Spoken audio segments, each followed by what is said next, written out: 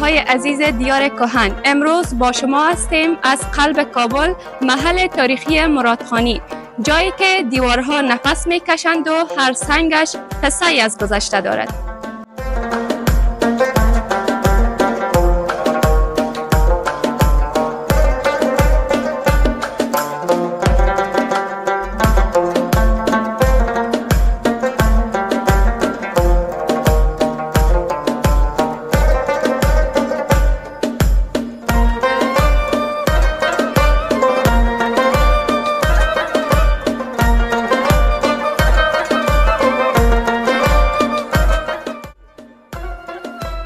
اینجا خانه های قدیمی، کوچه های تنگ و فرهنگ اصیل افغانی هنوز زنده است.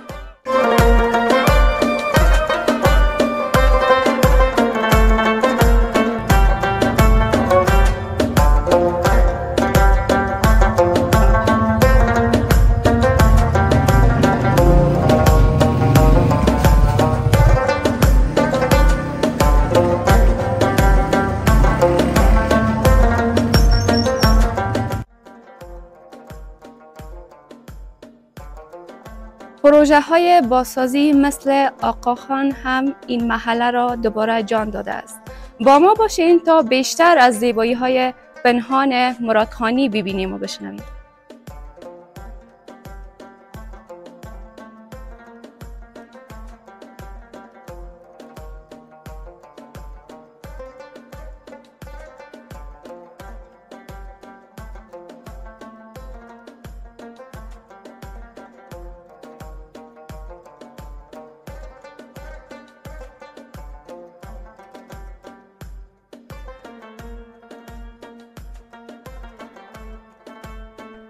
سلام، وقتتان بخیر حاجی صاحب، خوب هستین؟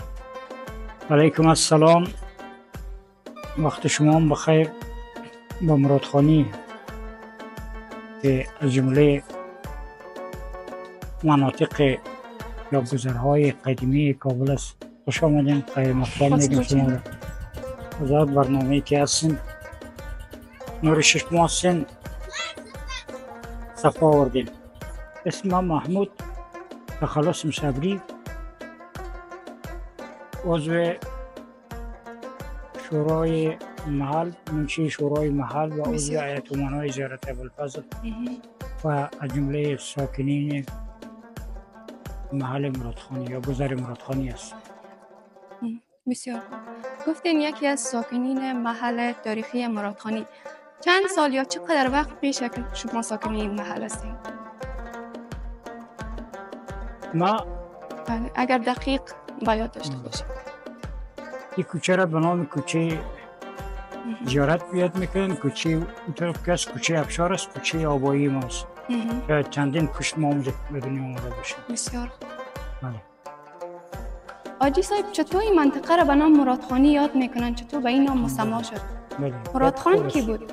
مرادخان دو روایت است. یکی از روایاتی است که مهندس بوده و طرح و دیزاین همین مناطق بنا کردن، و یک روایت دیگه است که یکی از افسرهای نظامی مدیر افسر بوده. دو روایت هست.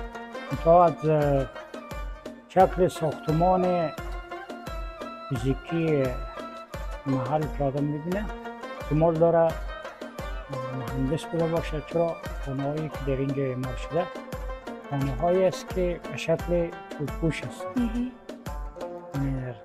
قدیم که شاید اولین بار در مرادخانی مرادخانی به این شکل خانه ها دور شده که اول چوب پوشی میکنن، این با چوب عیارش میساختن. مثل که ما شما در سیستم مهندسی فعلی که اول پایه ها رو بالا میکنن با سقف ها میلازن. این ما چوب البته تعداد زیاد از چوب ها در راستای دیوار رو میگذاشتن، راستایش رو میپوشندن، بعدا یک خشت یا نیم خشت کار میکردن. گیره از نگاه مهندسی سنج میگن. خانه‌های سنجی هستن. اما کیفیت جدیدی است که بالاترین مقاومت داره. بله. چرا چوب هایی که با چت خانه و سقف خانه ارتباط می داشته باشه خوب میخ بندی و پایین بندی میشه، بعد اون خشت ها در مخاولش بالا میشه، بسیار مجبور میشه سنگی میشه. حاجی صاحب، هر منطقه کابل وقتی که میبینیم که دوباره بازسازی شده، یک رنگ جدید، یک دیزاین جدید گرفته. از نظر شما چی باعث شد که مردم منطقه مرادخانی فرهنگ اصیل خود زنده نگه داره؟ خب طی یک فرمان دوران جناب کرزی صاحب منطقه مرادخانی و جمله شهر قدیم کابل حفظ گردید و یک فرمان داره به این رابطه و مؤسسه اینجا آمد به فعالیت شروع کرد به نام فیروزکوه که وارد با بازسازی زور شروع کرد. اول پاککاری کردیم، کوچه ها کل انباری از کثافات و ریخته های اشتغالی که در اثر راکت‌پرانی های که در کابل بود و از هر طرف راکت می‌آمد، تقریبا محله مرادخانی به یک ویرانه تبدیل شده بود و این مؤسسه آمد به یک پروتکل قرار داده با مردم مرادخانی دوباره به شکل اولیش، یعنی به شکلی که بوده دوباره از روی عکس هایی که وجود داره دوباره ایره یا کردن، اول پاککاری کردن، بعداً تمام خانه را به شکل قدیمیش از خشت خان تو این چیزا استفاده کردن. چون اگر شما متوجه باشین این کلیدی که شما در بالا میبینین و مثل دیگه مایکس یا روزه جور شده اما به شکل قدیمیش، یا این رواقایی را که شما در اینجا زیر دالان میبینین با کلش به شکل تیپ سابق یا تیپ قدیمی دوباره همون شکل احیا شد. بله. بازسازی نشده که چپه شده باشه بله. و او را از نو جور کرده باشه، نه، احیا شد. احیا به معنایی که دوباره همون شکل اولیش دوباره جور شدن. و خود قدامت مرادخانی بیشتر سوال کردن. مرادخان اولین کسی بود که در این منطقه آمد. منطقه کنار بستر دریا بوده و بعضی ها میگن در دوران افتالیا بوده، بعضی ها در دوران شام میگن. این منطقه کنار دریا بوده، بستر دریا بوده، در اینجا حکومت وجود نداشته و ما آمدن در اینجا که اقوام خود ساکن شدن و تعداد خانه ها که ظاهرا شاید در زمان ناظرشاه مدیر ابشار دقیق‌تر باشه و اقوامی که آمدن خودشان مردمان قزلباش بودن. قزلباش ها در این جای واجب شدن که قزلباش افغانستان از ابتدا به شکل معاصر اینجا آمدن، یعنی از جمله ملیت های پاینده باقی افغانستان نبوده، شکل معاصر آمدن اینجا و حدود 300 سال 200 سال از قدامت مرادخانی بگذره. در اینجا یک حمام هم وجود داره که قدامتش حدود 200 سال باشه که از جمله حمام‌های بسیار قدیمی کابل میتونه باشه و اولین بار استقلال افغانستان از این مرادخانی کمی پیشتر اونجا مسجد هست، اونجا پیشویش میدانی بوده. استقلال افغانستان از اونجا اعلام شده و اولین مکتبی که در کابل ساخته شده در این محل ساخته شده رو به نام فعلا به شکل آثار عتیقه نگاش کردن و به نام خانه مکتب یاد میکردن. مکتب ابتداییه بوده و کسایی که در درس خواندن اونجا ابتدا از اینجا، یعنی یک روز یکی از برادرها گفتن که لیسه بیبیه نه، این قدامت این مکتب بسیار بالاتر از لیسه بیبیه است. اینجا بازار قدیم کابل بوده، در پوری فروشی بوده، تکستیل فروشی بوده، چوب فروشی بوده، میوه فروشی بوده و دامپروری بوده و یعنی پیشه ها در اینجا قبل از دیگه جایی که شما در ماحول کابل میبینیم قدامت رودخانه بالا.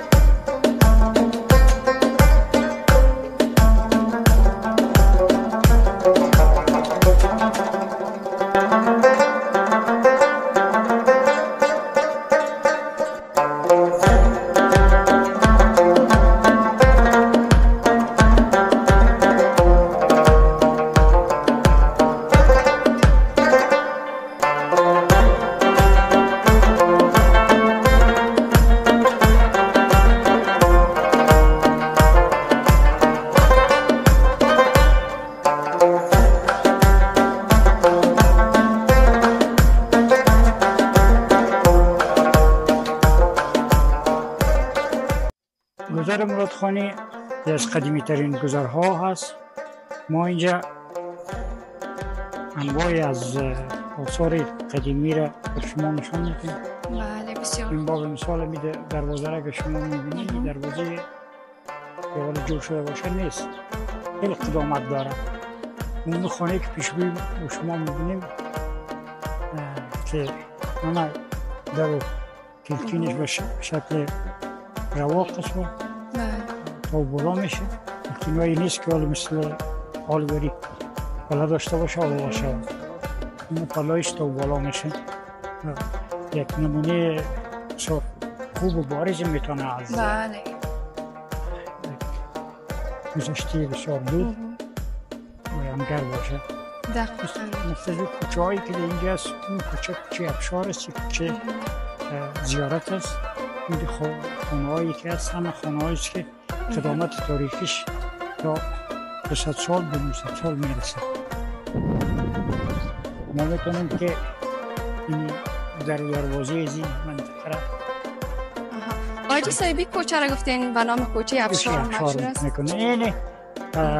این هر کوچه نام داره. اون کوچه پنجتن است، ابشار است، این کوچه زیارت است، اون طرف کوچه کشمش فروشی، کوچه عمله هاست. هر کدام از این دروازه خودش دروازه بسیار قدیمی است. بله. میری ببینید این دروازه بسیار قدامت قدیمی داره. و این منطقه که یعنی دروازه که شما میبینید این هم از قدیمی ترین دروازه است و محل سکونت و تولدی ما در این محل است. این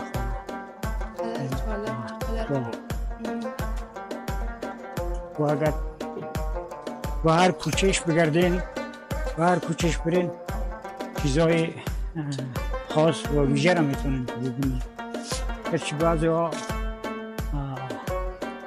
در دروازه خود تغییر دادن به شکل امروزی جور کردن. میگم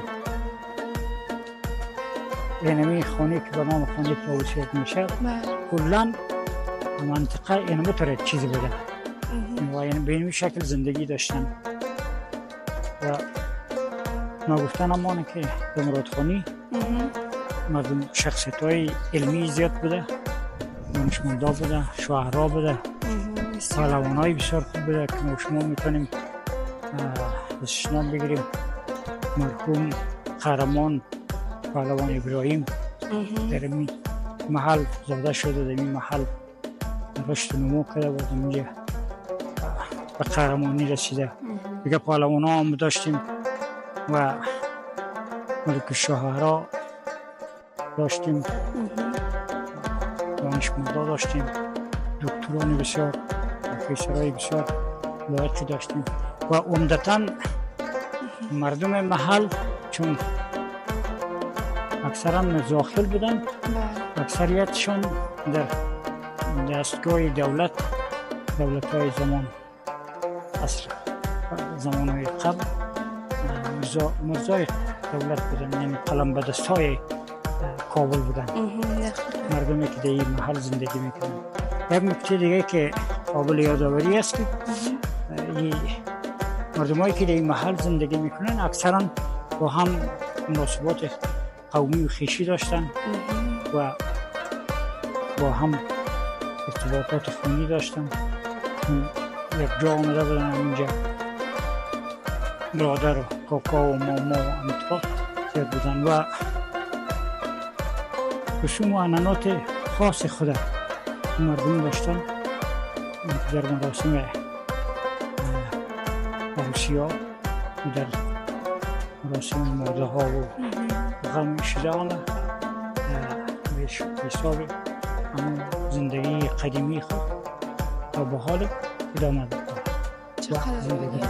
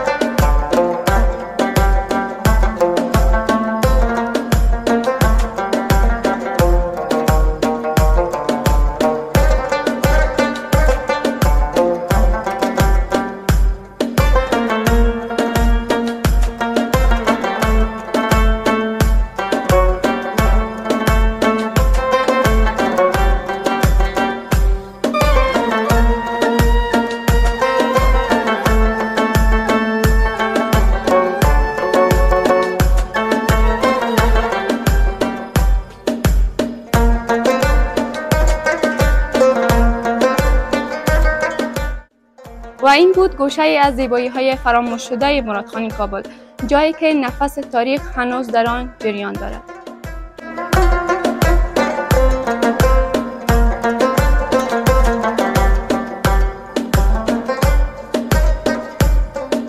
اگر شما هم به اینجا آمده اید یا دوست دارید روز بیایید تجربه تان با ما شریک بسازید. نظریاتتان در کامنت بنویسید که کدام بخش مرادخانی بیشتر براتان جالب بود. همچنان لایک و سابسکرایب فراموشتان نشه.